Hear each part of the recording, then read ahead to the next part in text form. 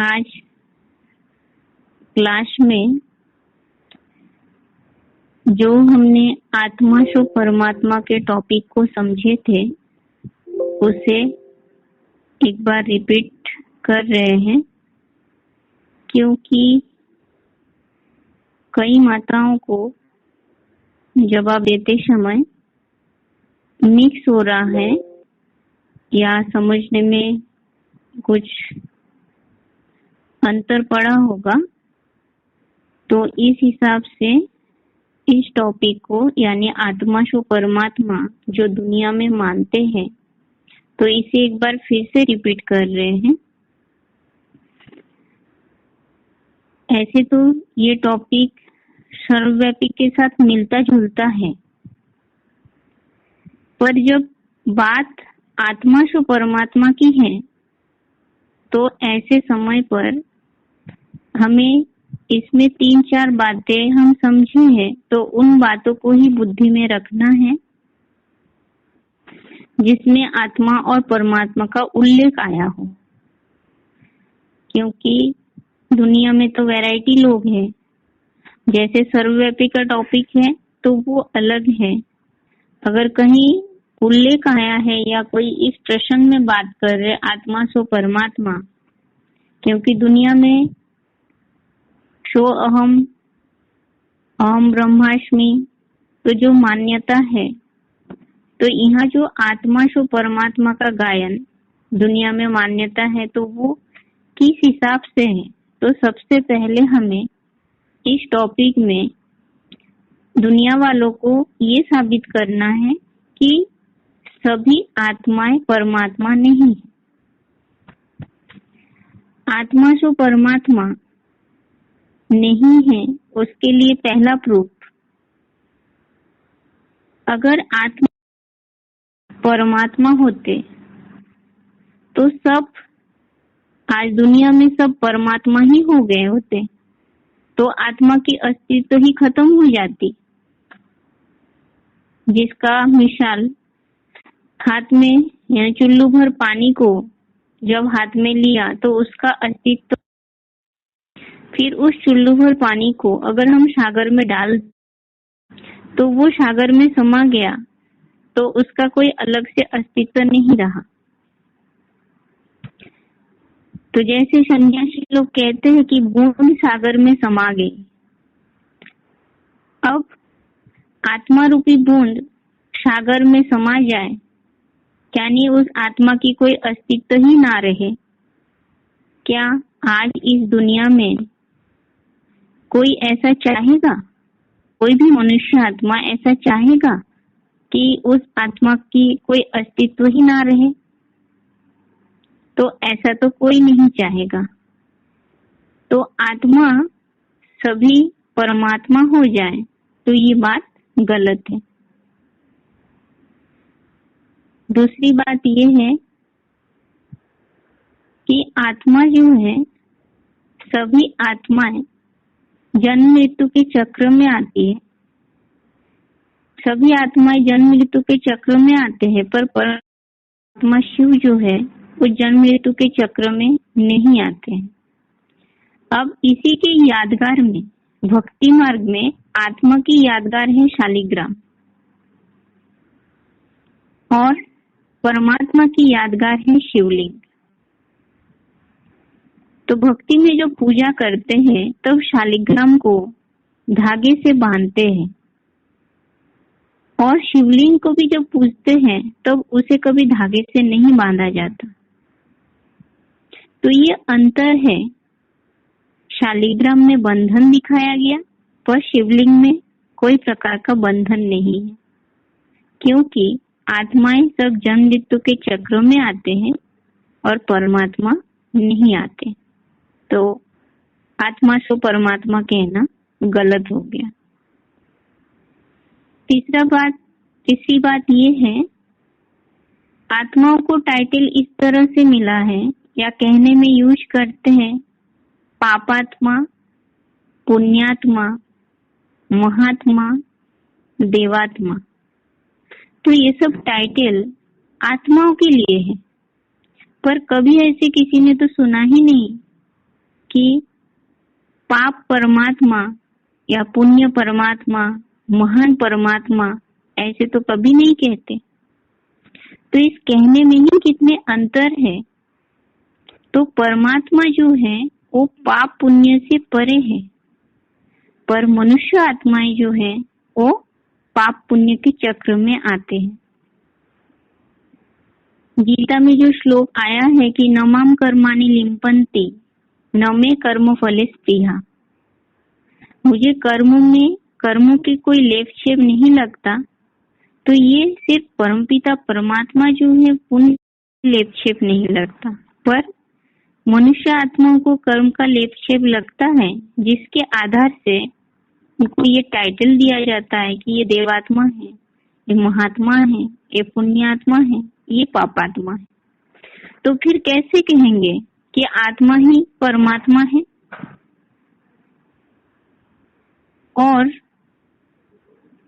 जो शालिग्राम का उदाहरण समझ रहे थे कि शालिग्राम को एक तो बंधन दिखाते और दूसरी बात शालिग्राम को छोटा दिखाया जाता है, क्योंकि ये आत्मा की यादगार है और आत्माएं छोटा छोटा काम करती है, और उसी स्थान पे शिवलिंग जो है वो बड़ा रूप में दिखाया गया है।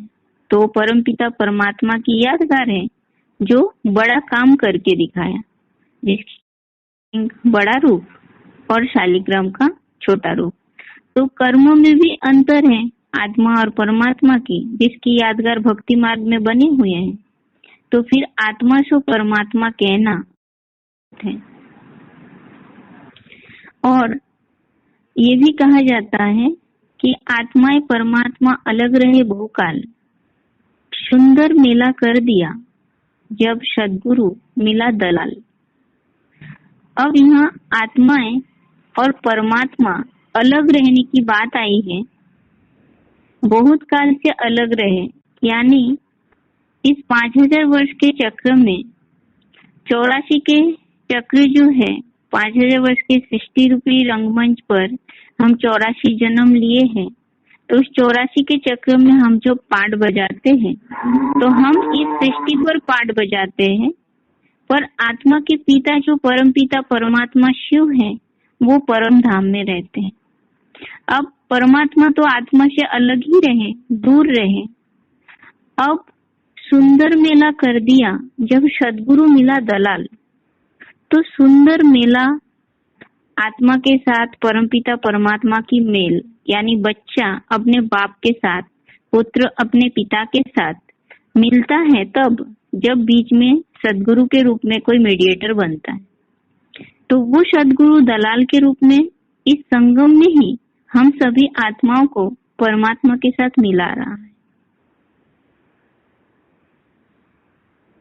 तो भगवान को माने ये इससे भी ये साबित हुआ ना कि आत्मा और परमात्मा अलग अलग है और संगम में ही सिर्फ मेल होती है आत्मा के साथ परमात्मा की। और भगवान के लिए कहा ही जाता है, यानी परमात्मा के लिए गाते भी यही है ना कि ऊंचा तेरा धाम काम नाम। जब गीता में ही उल्लेख आया है कि न तद भाष्यते सूर्य, जहाँ सूरज चांद सितारों की रोशनी नहीं पहुंचती, वो मेरा धाम है परेते परा धाम, वहाँ का मैं रहने वाला हूँ। तो हम सभी आत्माएं तो इस सृष्टि पर पाठ बजा रहे, फिर हम सब कैसे हो गए परमात्मा? और ये जो नाम धाम काम ऊंचा बताया गया, क्या सभी आत्माओं की काम नाम धाम सब कुछ ऊंचा है? इस कलयुग में सभी मनुष्य आत्माओं के लिए क्या ये बात लागू कर सकते हैं कि सभी का काम ऊंचा है, धाम रहने का स्थान भी ऊंचा है और नाम भी ऊंचा है? ऐसा तो है ही नहीं। और अगर आत्मा सो परमात्मा होते तो फिर अनेकों के आगे माथा क्यों टेके, मंदिरों में जाके पूजा क्यों करें, स्वयं की ही पूजा कर लें। और दुनिया में है कि आत्मा जो है वो निर्लेप है, आत्मा में कोई लेप छेप नहीं लगता। अब अगर आत्मा निर्लेप है आत्मा ही परमात्मा है, तो फिर घड़ी घड़ी हम पतित पावन को पुकारते क्यों हैं कि हे पतित पावन आओ, आकर के हम पतितों को पावन बनाओ। तो आत्मा ही तो परमात्मा है, फिर पावन बनाने ही तो किसे पुकारते। तो आत्मा जो है वो निर्लेप नहीं है। आत्मा में अच्छे बुरे कर्म के लेप छेप लगते हैं, क्योंकि शरीर में लेप छेप लगने की बात बुद्धि में है भक्ति मार्ग वालों के, और उसके कारण सोचते हैं कि गंगा में जाके स्नान करके अपने पापों को लेप छेप को धुल लेंगे, पर ऐसी बात तो है नहीं। आत्मा संस्कार लेकर जाती है 23 तत्वों के साथ। जब अपने संस्कार के साथ लेकर के जाती है तो वो जो भी कर्म किए हैं उस कर्म के लेप छेप उस आत्मा के ऊपर पड़ जाता है। तो सभी आत्माएं परमात्मा हो जाए, ये बात गलत है। तो पहला प्रूफ इसमें ये समझे थे, जो चुल्लू भर पानी का मिसाल, सागर से चुल्लू भर पानी उठाया और फिर उसे सागर में डाल दिया, तो फिर उस चुल्लू भर पानी की कोई अस्तित्व नहीं रहेगी। तो यहाँ भी अगर सभी आत्माएं परमात्मा हो जाते तो सभी परमात्मा हो गए, यानी आत्मा की अपनी कोई अस्तित्व नहीं रहेगा। पर दुनिया में ऐसा कोई भी व्यक्ति नहीं चाहेगा कि उनका अस्तित्व ना हो।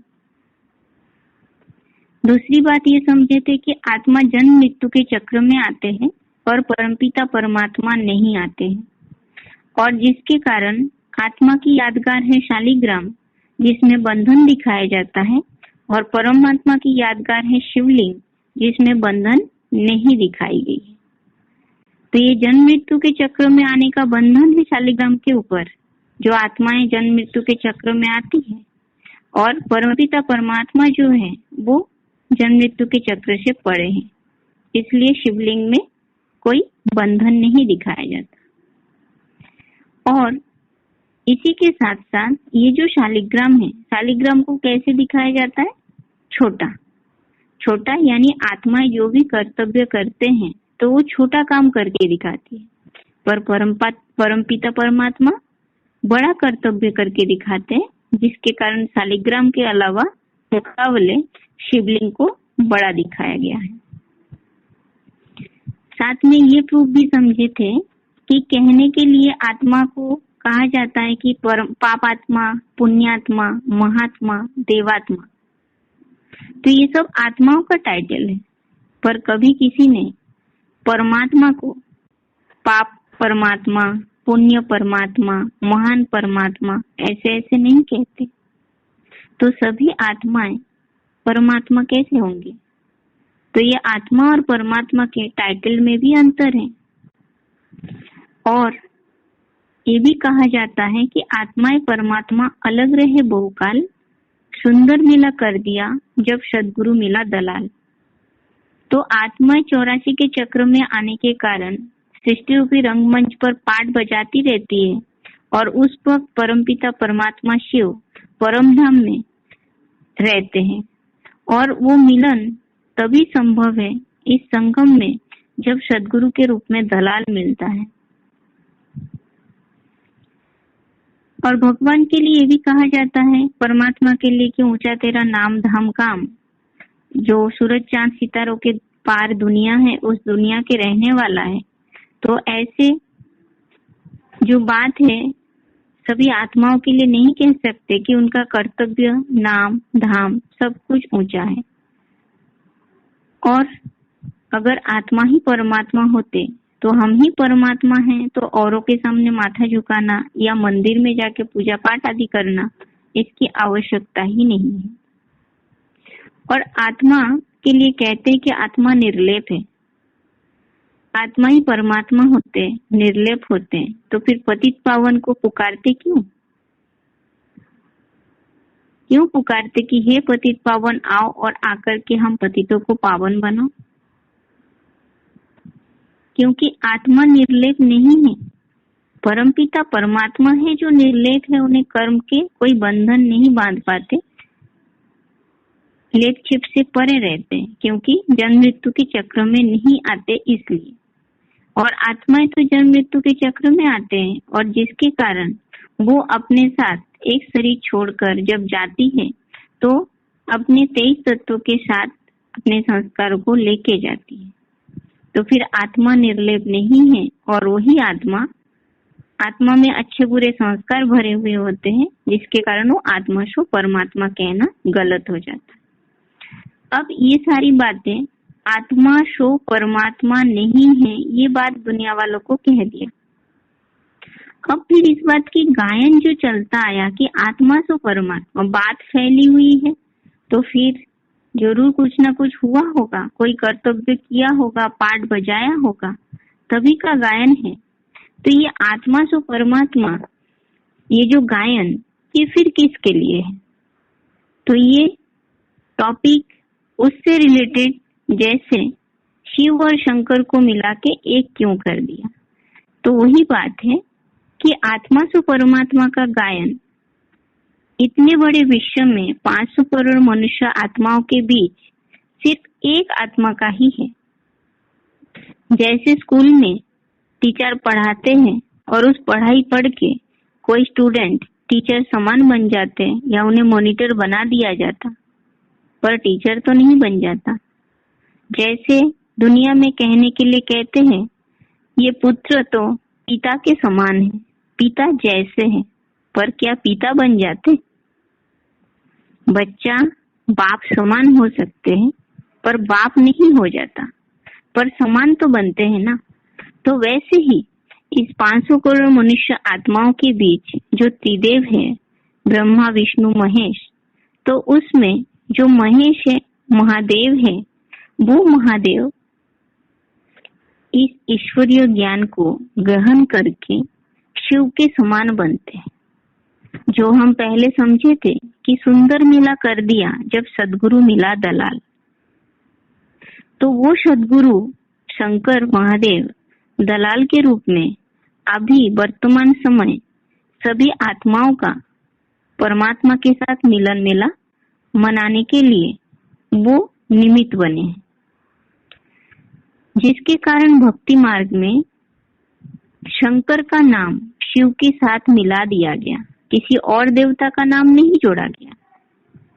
क्योंकि जो परमपिता परमात्मा शिव है, तो उसमें वो परमात्मा शिव इस शंकर का आधार लेते हैं और वो शंकर शिव समान बनते हैं। दुनिया में गीता में भी ये कहा है ना, क्षर और अक्षर, सभी प्राणी मात्र मनुष्य आत्माएं जो भी है सब क्षरित होने वाले, और उसी स्थान पे एक परमपिता परमात्मा शिव जो है वो अक्षर है। तो ये दो तरह के प्राणी हो गए, दो टाइप के हो गए, एक क्षरित होने वाले और एक ना क्षरित होने वाले। अब इसमें से तीसरे प्रकार की आत्मा वो है जिसे पुरुषोत्तम कहा गया या परमात्मा इति उदाहरित कहा गया गीता में। यानी क्षरित होने वाले आत्माओं के बीच है शंकर महादेव। अब क्षरित होने वालों के बीच में रहते हुए भी वो शिव समान पुरुषार्थ करके अक्षर बन जाते हैं, जिसके कारण उन्हें परमात्मा इति उदाहरित कहा गया, परमात्मा है ऐसा कहा गया। तो वही शंकर महादेव परमात्मा बन जाते हैं पुरुषार्थ करके। तो शिव समान 100% ज्ञान गुण शक्ति को अपने में धारण कर लेते हैं, ऐसे स्टेज को प्राप्त कर लेते हैं, जिसके कारण दुनिया में आत्मा सो परमात्मा का गायन चला आ रहा है। तो वो आत्मा सो परमात्मा एक का ही गायन है जो अव्वल नंबर है, देव देव महादेव है, जिनका नाम शिव के साथ जोड़ के एक कर दिया गया। बाकी सभी जन्म मृत्यु के चक्र में आने वाले जो भी आत्माएं हैं, सबके लिए नहीं कहेंगे कि आत्मा सो परमात्मा है। अब ये टॉपिक कंप्लीट हुआ, आत्मा सो परमात्मा नहीं है। दो बात इसमें है कि सभी आत्माएं परमात्मा नहीं, उसे प्रूफ दिया। फिर उसके बाद फिर ये गायन किसके लिए है वो बात। तो दो तरह से हमें समझाना है। अब इसके बाद आगे त्रिमूर्ति एडवांस कोर्स।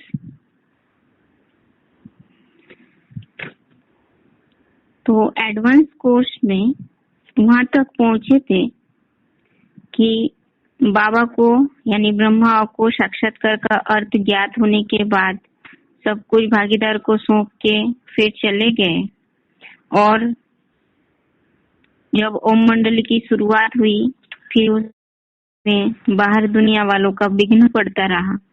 और जब झगड़े शुरू हुए तो उस झगड़े का सामना ब्रह्मावा नहीं कर पाते, तो फिर बाबा चले जाते हैं सिंध हैदराबाद से कराची।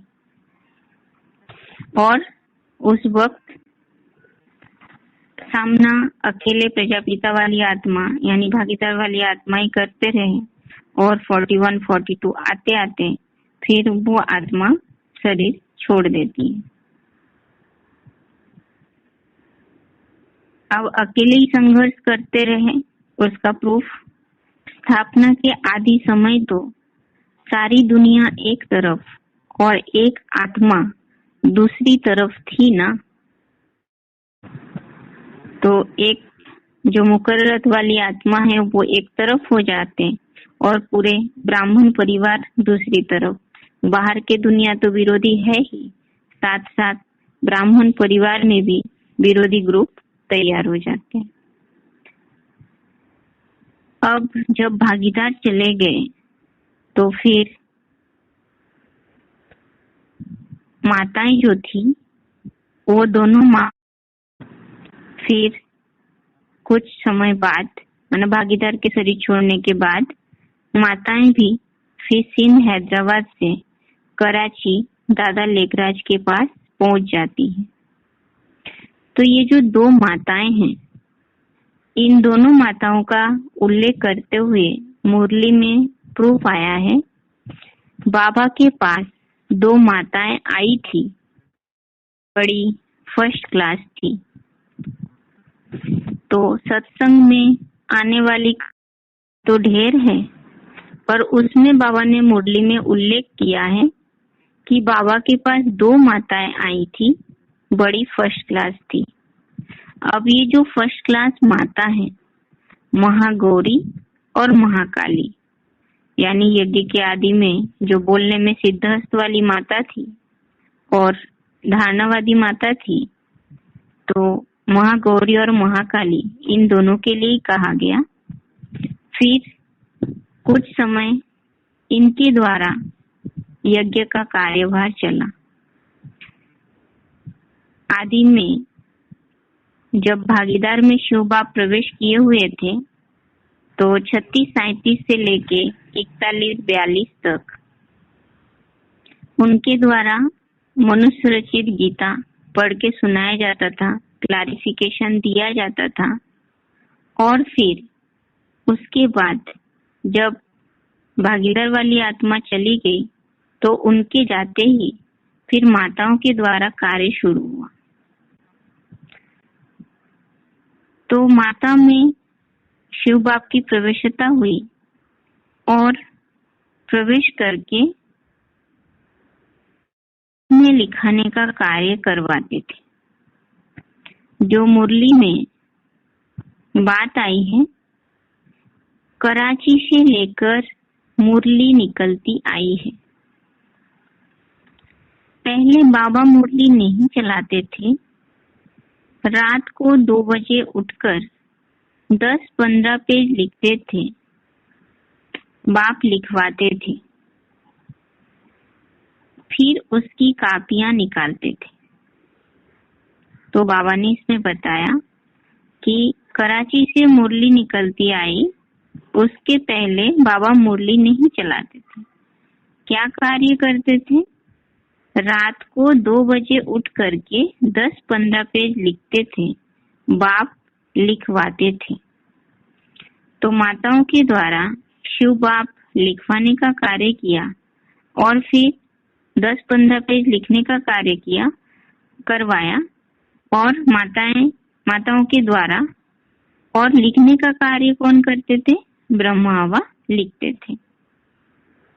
जिसकी प्रूफ है, जिसके लिए मुरली में कहा बाबा ने कि शुरू में कराची में रात को 2 बजे हम वाणी लिखते थे, तो माता में शिव बाप प्रवेश करके लिखने लिखाने का कार्य किया, यानी उस तन के द्वारा, माता के द्वारा शिव बाप जो बोले हैं उसे लिखने का कार्य किया है, और ब्रह्मा बाबा लिखने के लिए निमित्त बने थे। तो मुरली के इस पॉइंट से ही साबित हुआ कि पहले कराची में दादा लेखराज में शिव बाप की प्रवेशता नहीं हुई थी, माता में प्रवेश करके शिव बाप लेखराज के द्वारा लिखवाने का कार्य किया था। अब 47 आते आते 42 में भागीदार शरीर छोड़ दिए, फिर 47 आते आते ये जो 2 माताएं थी, ये 2 माताएं भी चली जाती हैं। अब ये जो माताएं हैं, इनके लिए मुरली में प्रूफ है, अच्छे अच्छे बच्चे 5-10 वर्ष रह अच्छे अच्छे पाठ बजाते हैं, फिर हार खा लेते हैं। तो यहाँ पर अच्छे अच्छे बच्चे बताया, और उसमें भी 5 वर्ष और 10 वर्ष का उल्लेख आया है, जो पाठ बजाते हैं फिर हार खा लेते हैं। तो यहाँ पर जो आदि में भागीदार थे उनका भी उल्लेख आया, और साथ ही साथ जो 2 माताएं थी उनका भी उल्लेख आया। जो 5-10 वर्ष बताया, तो 1936-37 से लेकर 36-37 से लेकर 41-42 41-42 तक, ये जो 5 साल है, ये भागीदार के द्वारा कार्य हुआ। अब भागीदार के जाने के बाद फिर माताओं के द्वारा कार्य हुई, तो 5 वर्ष 10 वर्ष, तो 1936-37 से लेके 47 तक, यानी 36-37 से 46-47, ये जो 10 साल है, ये वो 2 माताओं के लिए कहा गया है। अब ये जो माताएं थी, माताओं के द्वारा शिव बाप का कार्य इस प्रकार चला। अब 47 में माताएं चली गई, तो फिर शिव बाप का कार्य जो है, यानी पुरानी दुनिया विनाश और नई सत्युगी दुनिया की स्थापना, तो ये कार्य जो है वो तो कंप्लीट हुआ ही नहीं, यानी शिव बाप का कार्य संपन्न तो हुआ नहीं। अब माताएं चली गई तो शिव बाप का कार्य तो रुक नहीं सकता, तो फिर आगे शिव बाप फिर ब्रह्मा बाबा के तन में प्रवेश करते, दादा लेखराज के तन में। क्योंकि जब 47 में हिंदुस्तान पाकिस्तान का बंटवारा हुआ, चारों ओर खून खराबा, अफरा तफरी का माहौल रहा, तो ऐसे समय पर सिंध हैदराबाद के जो भी कन्या माताएं बंधेली थे, वो सब दादा लेखराज के पास कराची में पहुंच जाते हैं और संगठित हो जाते हैं सब। तो उस समय फिर शिव बाप ब्रह्मा के तन में प्रवेश कर जाते, यानी लेखराज में प्रवेश कर जाते हैं। तो जब लेखराज में प्रवेश किया तब उनका नाम पड़ा ब्रह्मा, क्योंकि बाबा ने उसके लिए मुरली में कहा, इनका ब्रह्मा नाम ही तब पड़ा है जब बाप ने आकर इनको रथ बनाया है। इनका ब्रह्मा नाम ही तब पड़ा जब बाप ने आकर इनको रथ बनाया। तो 47 में जाके ब्रह्मा बाबा का 60 वर्ष आयु हो जाता है, और उनने जो प्रवेश किया, प्रवेश करने मात्र से ही क्या कार्य शुरू हुआ, इसके लिए मुरली में पॉइंट है, यह तो जवाहरी था ना। इनमें प्रवेशता होने से ही फट से मुरली शुरू हो गई। यह तो जवाहरी था ना, प्रवेशता होने से ही फट से मुरली शुरू हो गई। तो बाबा ने इसमें बताया कि ये जो जवाहरी थे तो उनमें जब शिव बाप प्रवेश किए तो प्रवेश करने का प्रूफ कि मुरली चलाना शुरू कर दिए। जैसे कहा मुरली में ये भी पॉइंट है ना कि मालूम कैसे पड़ता है कि इनमें बाप भगवान है, जब नॉलेज देते हैं तो ज्ञान देना शुरू, मुरली चलना शुरू हो गई उस तन के द्वारा, तब से उन्हें ब्रह्मा नाम पड़ जाता है, उन्हें ब्रह्मा कहा जाता है। तो 47-48 में लेखराज की उम्र 60 वर्ष हो जाती है और उनमें शिव बाप प्रवेश करते हैं और उसकी निशानी है कि मुरली चलाना शुरू कर दिया।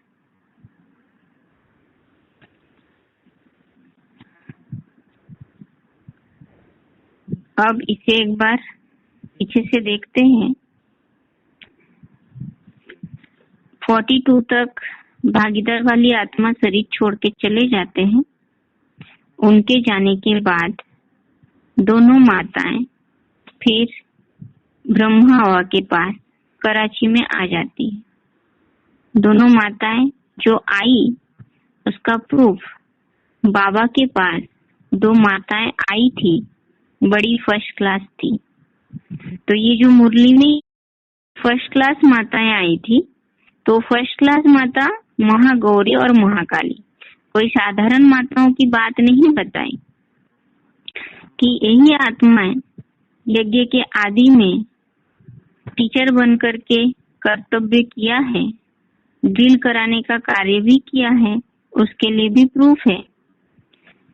तो वो माता में जो ड्रिल कराने की कार्य किया है, इसके पहले और एक पॉइंट भी पहले था, वो जो पॉइंट है ना 10 वर्ष से साथ में रहने वाले, ध्यान में जाए, मम्मा बाबा को भी ड्रिल कराते थे, हेड होकर बैठते थे, उनमें बाबा प्रवेश कर डायरेक्शन देते थे। कितना मर्तबा था, मम्मा बाबा भी उनसे सीखते थे। तो मम्मा और बाबा, ब्रह्मा बाबा और ओम राधे मम्मा को भी ड्रिल प्रक्रिया सिखाते थे, यानी उनसे भी ऊंच हस्ती हो गए, ब्रह्मा बाबा से भी।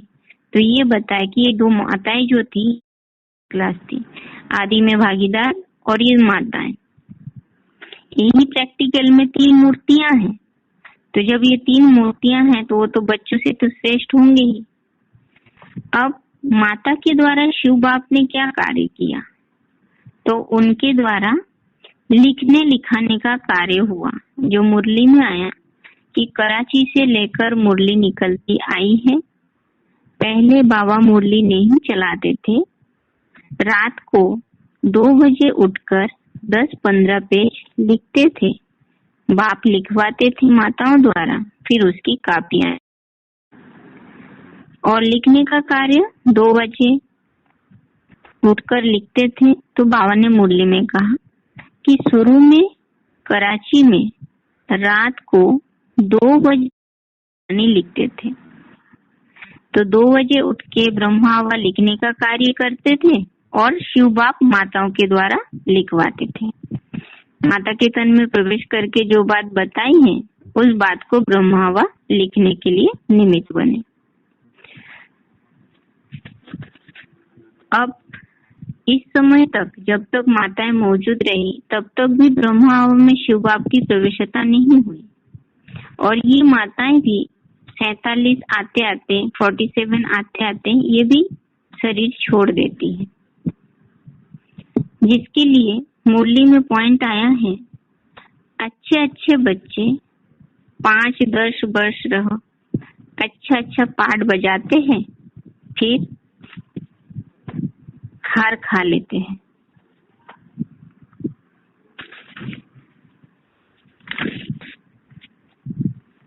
तो यहाँ पर जो हार खाने की बात बताई, 5 साल भागीदार के द्वारा और फिर और 5 साल यानी 10 साल 36-37 से लेके 46 तक, तो ये माताओं के द्वारा कार्य।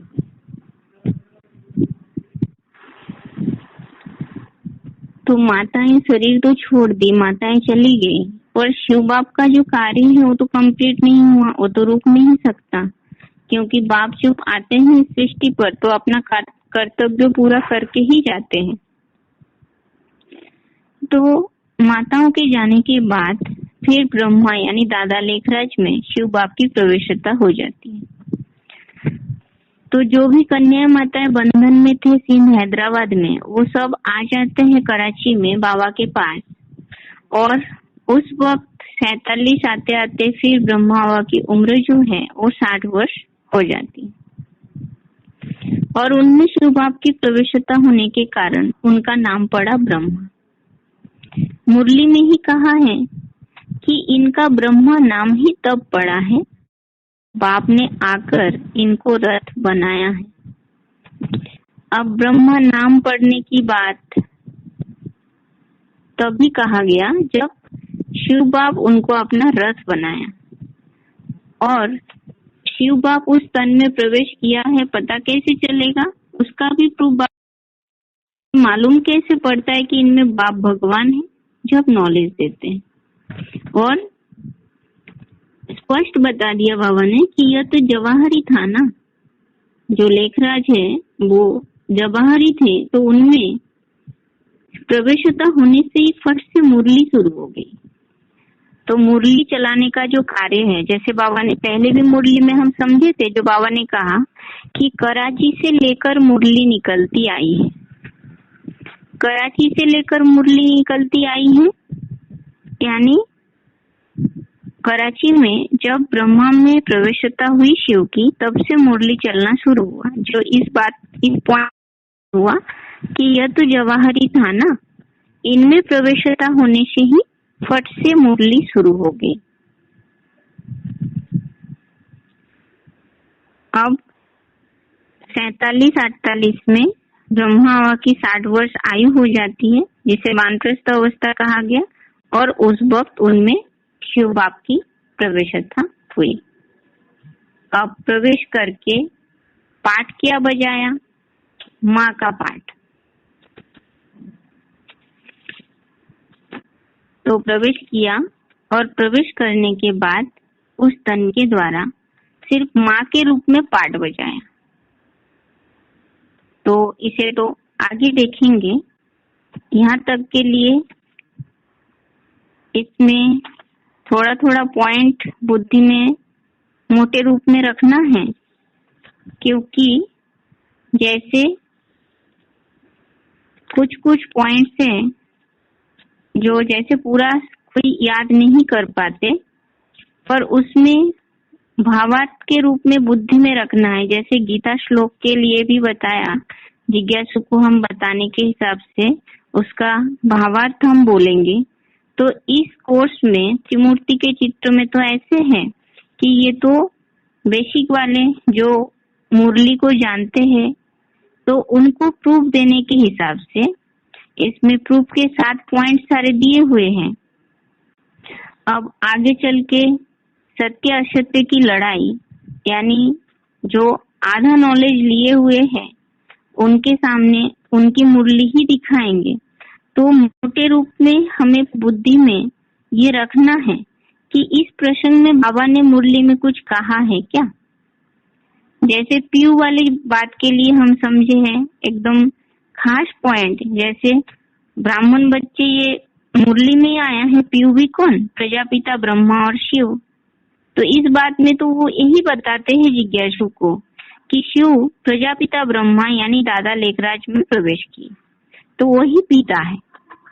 पर हम बच्चे उस बात को कट करने के लिए बाबा ने हमें सही पॉइंट बता दिया कि उनका लेखराज है, वो तो प्रजापिता बन नहीं सकता। तो ये पॉइंट बुद्धि में रखना है कि बाबा ने स्पष्ट उल्लेख कर दिया कि उनका अंतिम जन लेखराज है, वो प्रजापिता बन नहीं सकता। तो एक प्रूफ हो गया कट करने वाला पॉइंट। और बाबा ने जैसे ये भी बताया कि वो तो जवाहरी था, ये कैसे प्रजापति हो सकता, वो भी पॉइंट है। और माताओं के लिए कि बाबा के पास 2 माताएं आई थी, फर्स्ट क्लास थी, फिर उस माताओं के द्वारा कर्तव्य क्या किया। भागीदार का कर्तव्य तो पता चला कि मनुष्य रचित गीता जो है वो पढ़ के सुनाते थे, पर उस समय ज्ञान इतना गहराई नहीं था, जिसके कारण वहां पर एक पॉइंट समझे थे कि जो बाबा मुरली में ही कहा है, मुरली में ही बात आई है कि वही गीता ओम मंडली में भी सुनाते थे। परंतु अभी गुह्य बातें सुनते सुनते सारे राज को समझ गए हैं। मनुष्य भी कहते हैं अभी पहले आपका ज्ञान और था, अब तो बहुत अच्छा है। यानी भागीदार के द्वारा गीता पढ़ करके सुनाया जाता था, वो बहुत गहरा ज्ञान रहा। तो शुरुआत में तो ज्ञान इतने विस्तार में समझाया नहीं गया था, ज्ञान की गहराई उतनी नहीं रही।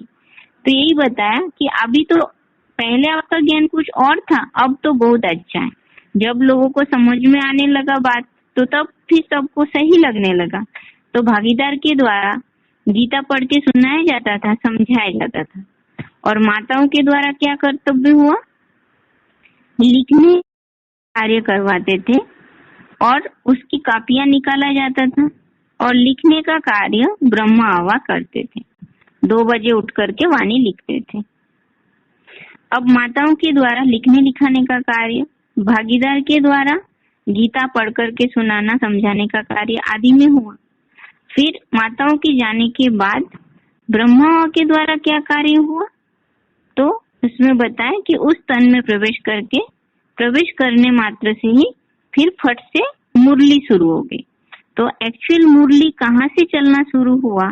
तो वो बात प्रूफ मिलता है कि जब ब्रह्मा में शिव की प्रवेशता हुई, यानी कराची में प्रवेश किए, तो कराची में जब प्रवेश किया तब से मुरली चलना शुरू हो गया। पर उसका प्रूफ तो नहीं मिला। जैसे बाबा बोलते हैं बच्चे उसे संभाल के नहीं रखा, तो माउंट आबू में जाने के बाद के समय से लेके 68 तक की वाणी का संग्रह मिलता है। पर बाबा ने तो कहा ये सब आगे चल करके मिल जाएगा। तो मुरली चलने का जो कार्य है वो 47-48 में जब ब्रह्मा के तन में यानी दादा लेखराज में शिव बाप की प्रवेशता हुई, तो प्रवेशता होने मात्र से ही मुरली शुरू हो गई और तभी उन्हें ब्रह्मा कहा गया, उनका नाम ब्रह्मा पड़ा। और उस तन में शिव बाप प्रवेश करने के कारण उनको ब्रह्मा जो कहा गया, तो फिर उनके द्वारा कार्य क्या हुआ? तो पाठ जो बजा वो है माँ के रूप में पाठ। ब्रह्मा द्वारा सिर्फ माँ का ही पाठ चला।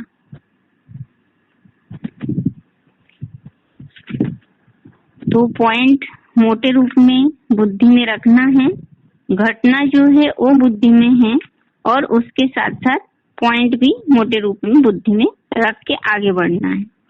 ऐसे तो आदि की जो कहानी है इसमें ऐसे ढेर बातें हैं जिसकी अभी तक प्रूफ नहीं मिला मुरली के आधार से। अब ये सब आगे चल करके मिलेगा। अब जहाँ तक प्रूफ मिला है, जितना बाबा ने बताया है, उसके आधार से शॉर्ट में बता के हमें आगे बढ़ना है। आज के लिए कोर्स क्लास यहाँ तक ही। ओम शांति।